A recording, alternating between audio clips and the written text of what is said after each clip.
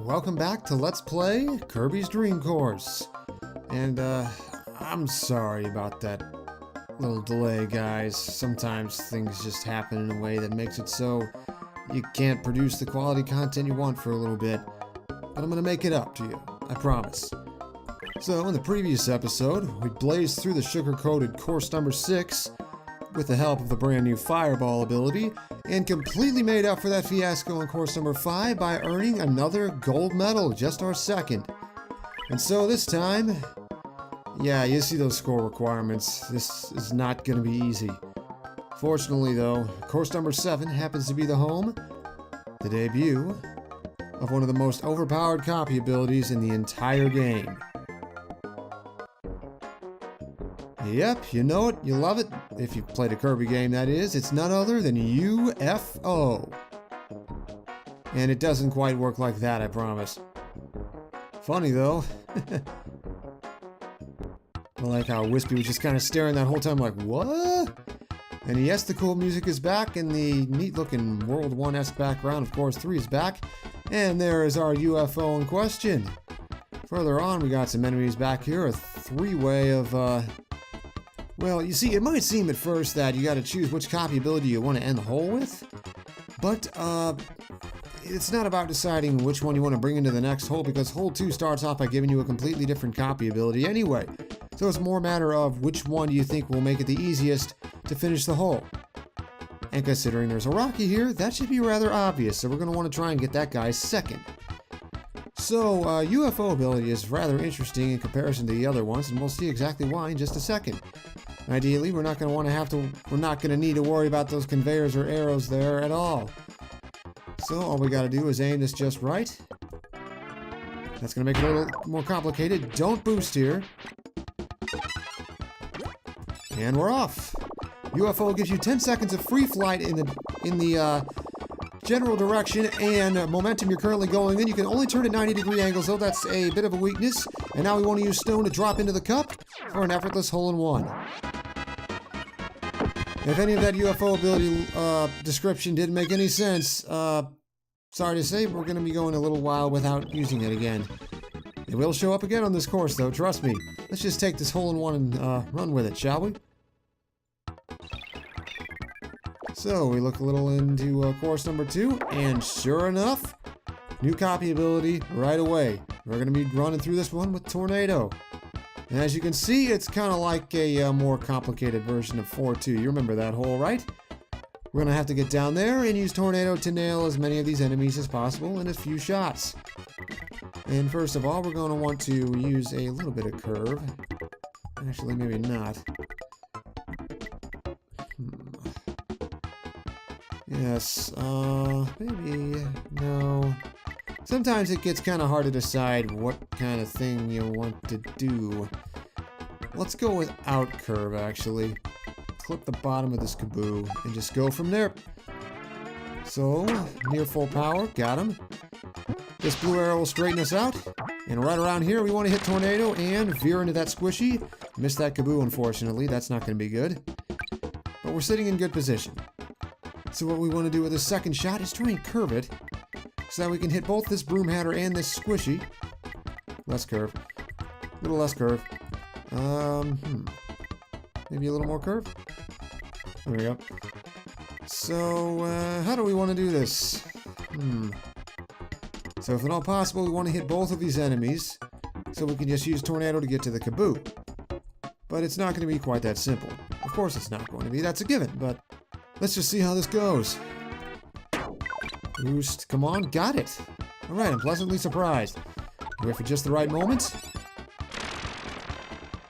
Can't say I expected that.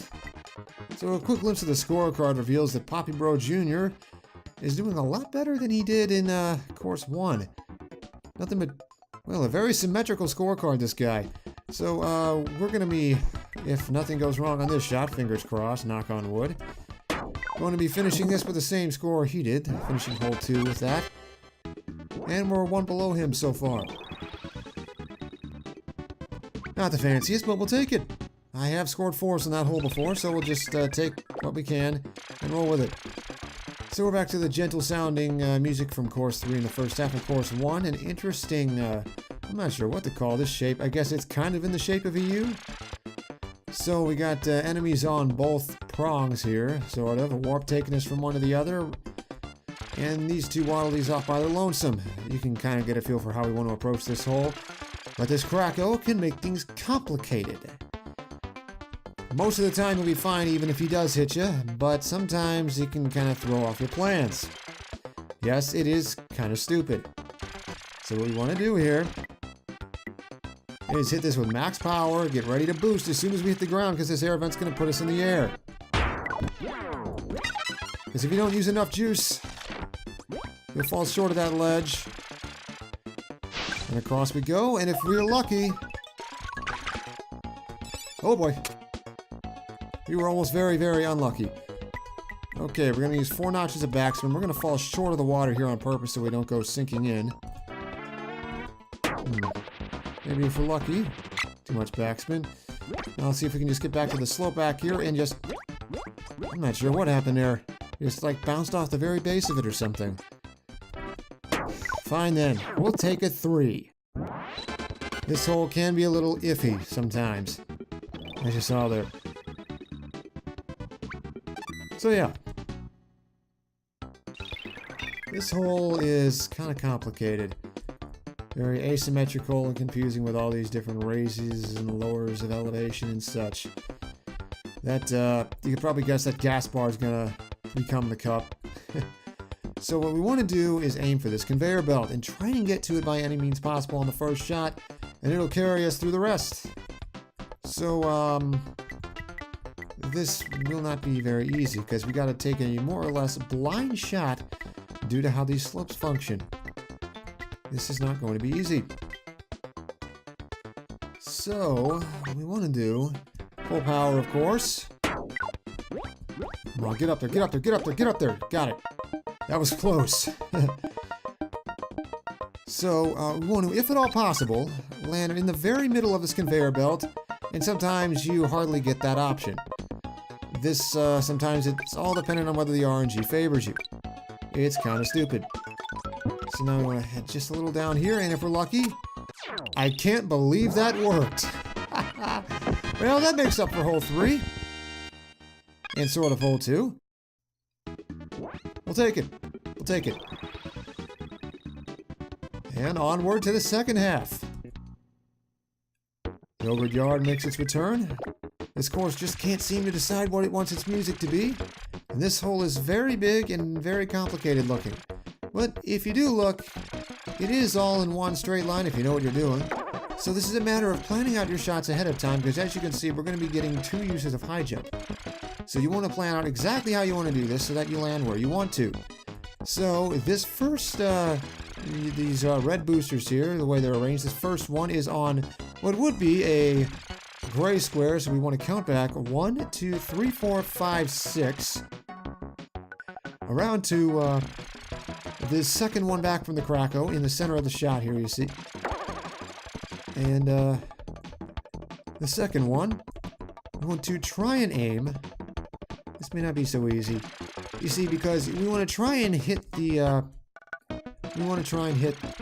this slope behind where the gas bar will become the cup in such a way that we rebound off the backside and just slide back down into the cup instead of hitting the bottom of it and just continuing upward and across and into the water, which happens sometimes. This shot's, this part's not so easy to do. So what we want to do is just be very careful. Remember exactly where you want to take these high jumps. This square in the middle here, and roughly 1, 2, 3, 4, 5, 6. You see, 6 away from the cup will put us under the Krako. So perhaps just a couple back to that gray one right before the Krako. The camera controls are kind of jerky, otherwise this would be much easier to show exactly where we're talking here. So, we want to use this, take off, wait for it, wait for it, wait for it, jump. Please hit the booster. Uh-oh. And if you screw it up, this is what happens. So this just got a lot more complicated. Hopefully full power is enough to carry us as far as we need to. Looks like it's going to, of course, fortunately. And we want to time this just right. And up and over. Please don't fall in the water. He's going in.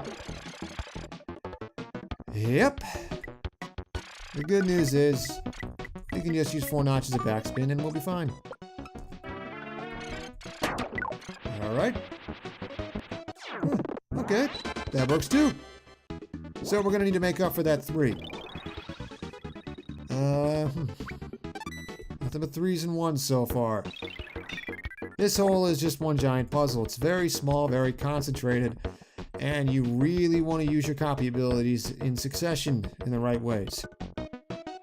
So the key here is using high jump, then spark, then, well, that Starman is rather unnecessary to be honest.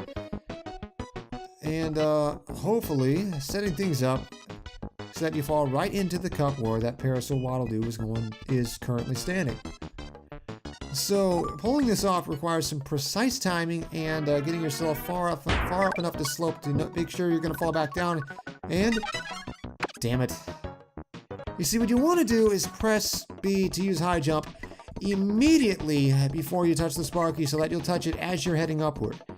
We did not manage to do that, so this is going to get a little more complicated. Instead, we're going to have to ride this up. Proc Spark here. You should be good, fingers crossed. So we'll fall back to this wispy, land right in the middle of this conveyor belt, and it'll just nudge us gently over the edge of the slope and into the cup. Huh. Okay. It's, well, we're not going to get a gold, unfortunately. But we're still very much in range for a silver. This hole looks more complicated than it is. We got a Sparky back there, a whole lot of Krakos, and 2 Pumpkins chilling back here. So, precise use of Spark and Stone is key. So, we're going to want to use a long guide. If I would just remember my controls, we want to curve this. And go all the way to the side, as you see. Full power.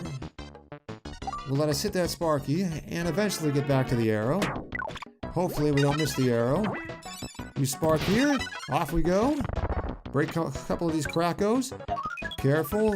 Don't use Stone yet. Wait for us to bounce around and now use it for... To be honest, I probably should have expected that. You see, in theory, that was supposed to make it easier to fall into the hole because we weren't moving as fast. But... someone out there just wants to make sure we score 1 stroke higher on each of these holes if at all possible. So, final hole, and sure enough, there's the UFO ability again. And a Pumpkin over there for whatever reason. And a couple more over there.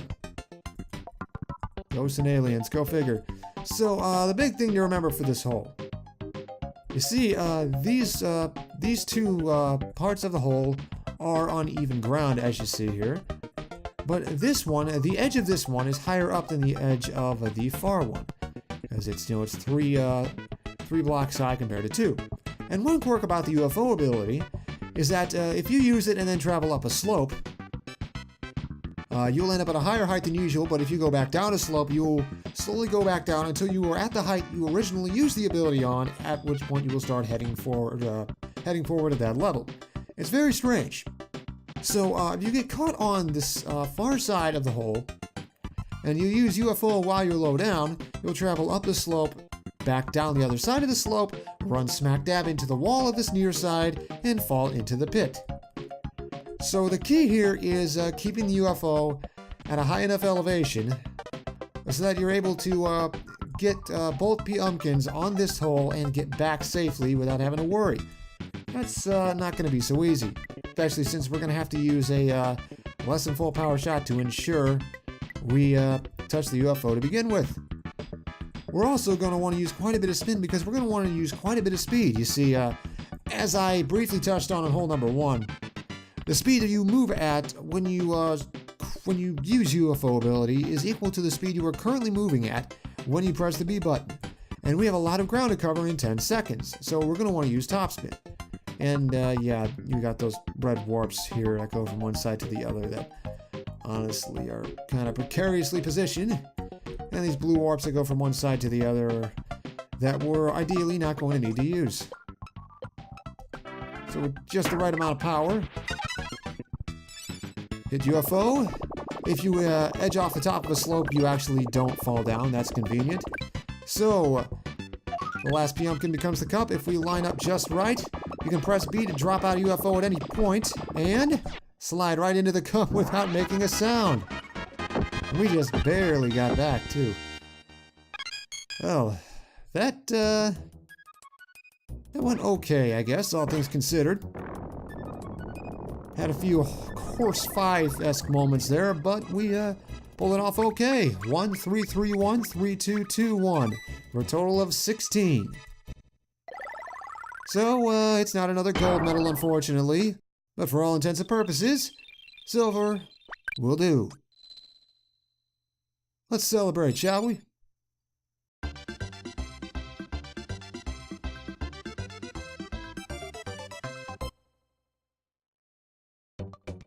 And also managed to upstage Poppy Bro Jr. quite a bit as well. You know, it's kind of funny, actually. On most of these courses so far, the top-rated computer score is also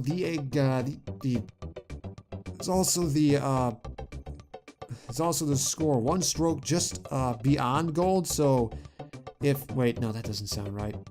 Disregard. I honestly, I thought they were close to the. I'll look it up later. Snark text, back me up here. How close to the medal requirement for gold is the top computer score usually?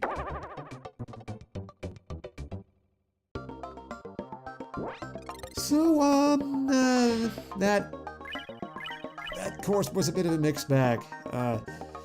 You know, things went well in some ways, things went a little screwy in some ways. There were other times where I felt like the RNG was kind of screwing us over, or considering the ability we got, probing us. Regardless, we got more or less what we needed, and we finally reached the top of the fortress. You're running out of places to hide, King DDD. And so, next episode of Let's Play Kirby's Dream Course, we enter course number 8 to see if we can find I'm not sure where I was going with that. To see if we can find where the king is hiding. See you guys then.